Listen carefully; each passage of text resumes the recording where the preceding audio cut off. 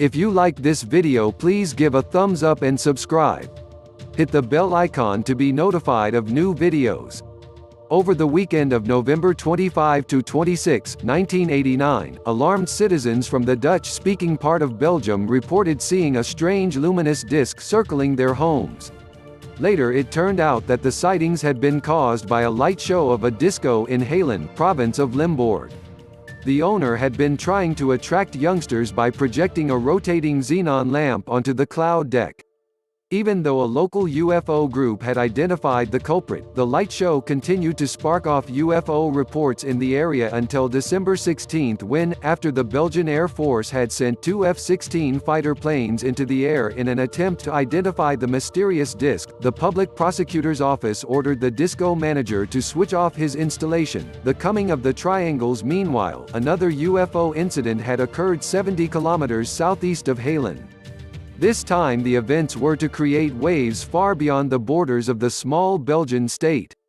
From 5:24 p.m. until 8:39 p.m. on November 29, 1989, two members of the Gendarmerie, driving their patrol car just south of the city of Eupen, the German-speaking part of Belgium, found themselves entangled in a cat-and-mouse game with an unknown flying object. The policemen described what they had seen as a dark solid mass in the shape of an isosceles triangle.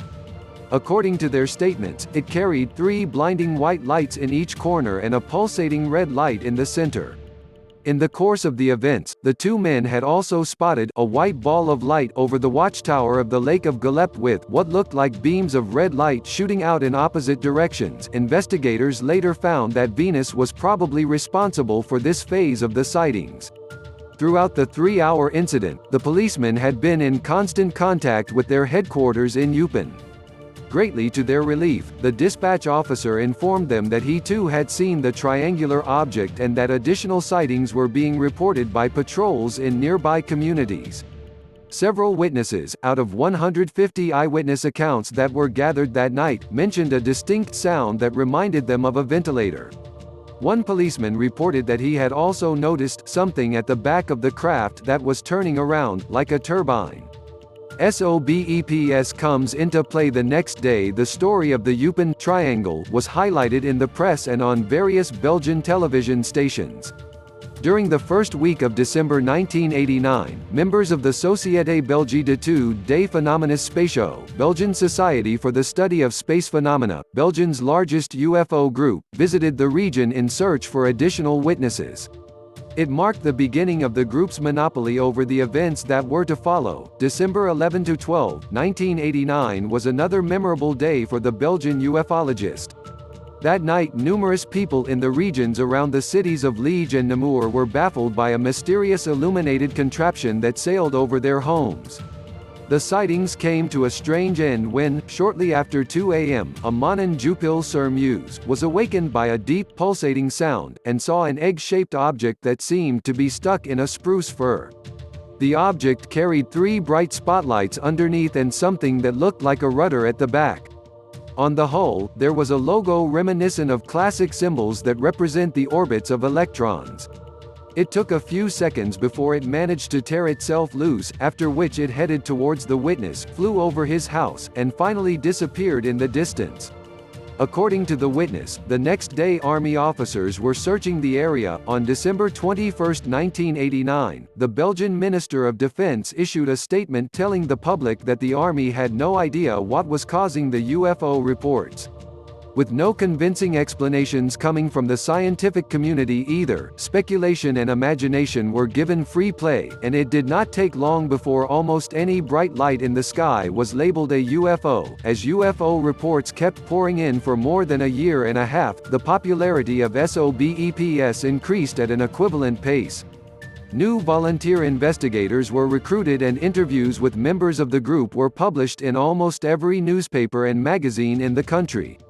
In 2 years, SOBEPS collected approximately 2,000 eyewitness accounts, some 450 of which were investigated.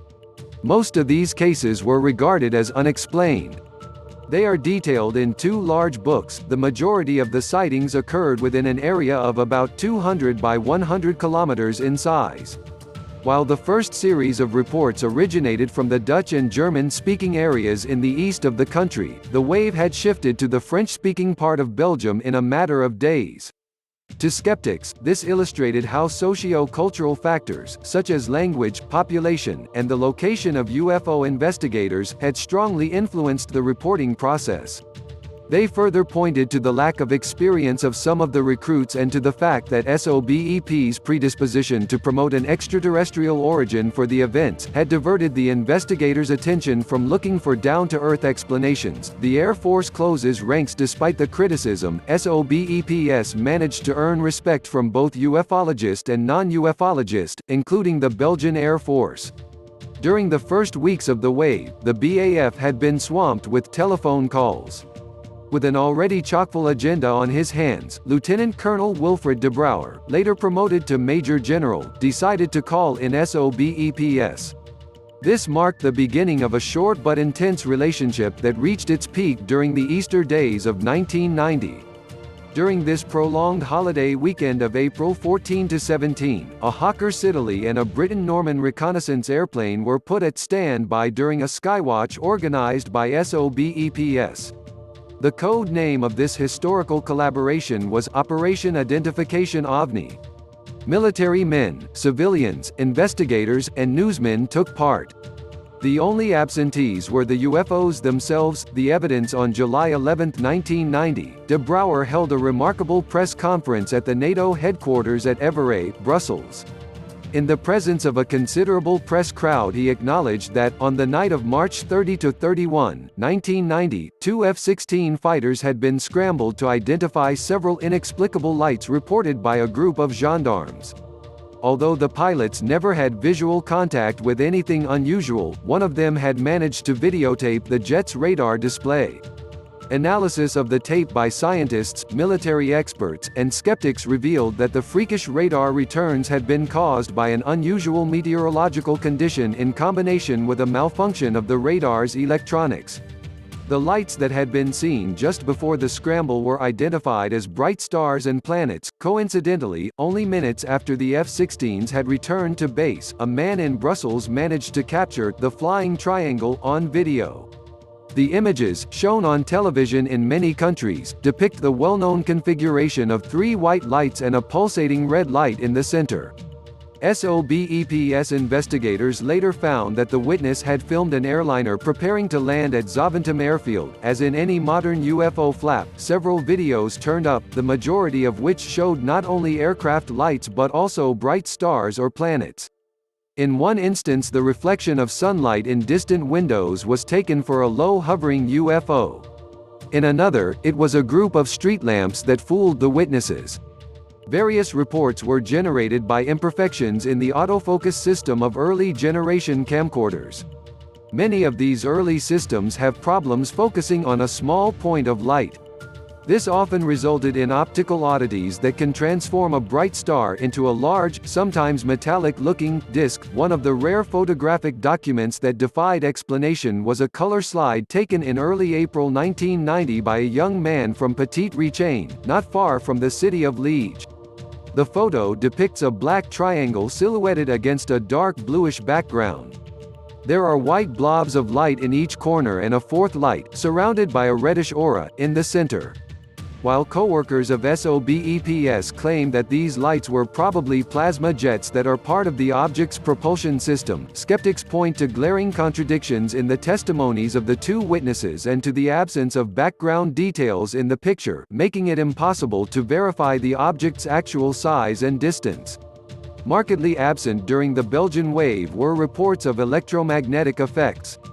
As for traces on ground and vegetation, only 4 such cases were recorded for the 1989 to 1991 period. None of which constituted the slightest proof of any unusual event. In search of explanations, although many cases could be classified as misinterpretations, a considerable percentage remain puzzling, namely those incidents in which independent witnesses reported seeing a similar, unidentified object at close range, during the same night, and within a well-defined area.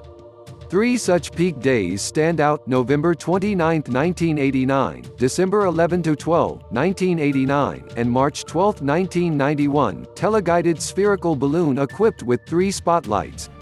Some investigators suggested that a similar construction may have been responsible for at least some of the Belgian sightings. Researchers skeptical of an extraterrestrial interpretation argued that the objects described reminded them of ultra-light motorized aircraft.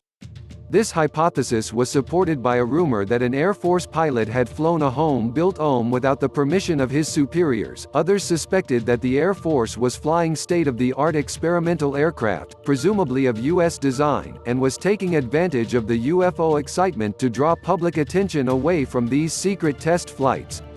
The revolutionary concept of the first-generation stealth planes still sparked the imagination in 1989–1990, and the newest trends in aviation design were also being reflected in the UFO descriptions. Skeptics scrutinized aviation magazines for the latest news on obscure black projects.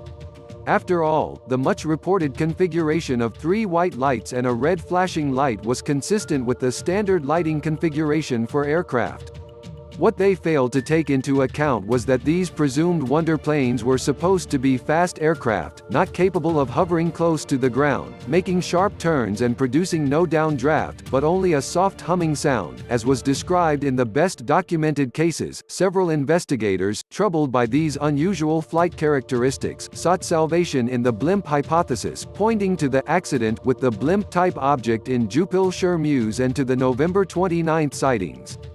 About the latter, they pointed out that earlier that same day, several independent witnesses had spotted, in broad daylight, an oval or cigar-shaped object traveling slowly south of the Lake of Giuseppe. Moreover, they discovered that teleguided blimps, equipped with bright spotlights and a camera, had indeed been tested in Belgium in late 1989. The owner of this craft turned out to be an eccentric Hungarian who rented his contraptions for publicity purposes and was hoping to gather a few orders from the military as well.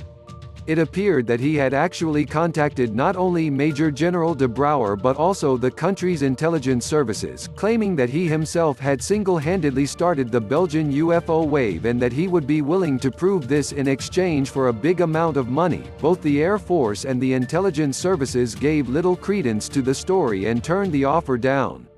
Surprisingly, the inventor later denied having ever flown his radio-controlled balloons outdoors, causing even more confusion.